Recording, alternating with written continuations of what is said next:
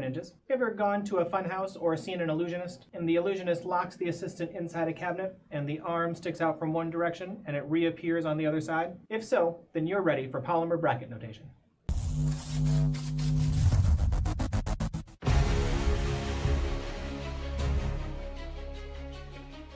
Before we introduce polymer bracket notation, let's make sure we understand what a polymer means. A polymer is one giant molecule. Depending on the polymer, we're talking thousands of carbon atoms long. And a polymer is made up of short monomer units that are repeated indefinitely down the chain. This isn't a video about how these polymers are made, but I do have a link to those videos down below. It would not be practical to draw out the entire structure of a polymer. There's not enough paper to draw out a thousands of carbon long chain. Furthermore, we can estimate how many carbons there are in the actual final structure, but it really varies from molecule to molecule. Instead, chemists have come up with a shorthand notation to take this indefinitely long molecule and shrink it down into something more manageable. We look through our polymer to find the repeating unit, the set of carbon atoms that repeat over and over throughout the polymer chain. For instance, what stands out to me is this carbon in this methyl group. That extends the carbon chain and repeats again at this methyl group. So it looks like the repeating unit is a carbon with a methyl group and then a CH2. Carbon with a methyl group, CH2. Carbon with a methyl group, CH2. So the repeated subunit is this carbon with the methyl group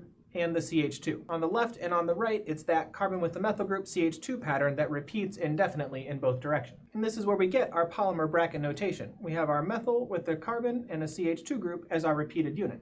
It extends off to the right and off to the left, and we enclose this in a set of square brackets. This is our repeating unit, and it repeats off to the right and it repeats off to the left over and over again indefinitely. We also put a subscript n on the bottom of our bracket notation. The subscript here tells the reader how many times this repeating unit repeats in the polymer. For some processes, we can be pretty precise about how many repeating units are, and we will put that number here, 100, 500, whatever it happens to be. For other polymers, we just put n. This repeats n number of times, an undetermined indefinite number of times. In the opposite direction, we could be given a bracket notation and asked to draw a short segment of that polymer. Let me first warn you about a common error alert with these bracket notations. This bond sticking out to the left and the bond sticking out to the right are not bonded to methyl groups. These are not methyl groups on the left and right side of this structure. If you were to ask me how many methyl groups are depicted in this bracket notation, my answer would be 0. Got a carbon bonded to a benzene ring and a CH2 group.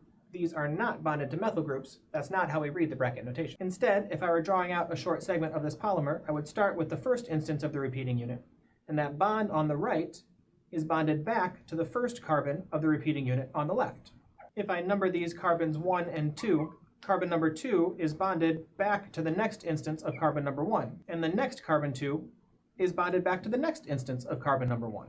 And that 2-carbon chain repeats indefinitely over and over and over again. And now you know how to read polymer bracket notation. I'm glad you're here with us for this training today. Check out these other videos in my playlists to see if there's anything else that can help you level up your ninja levels even further.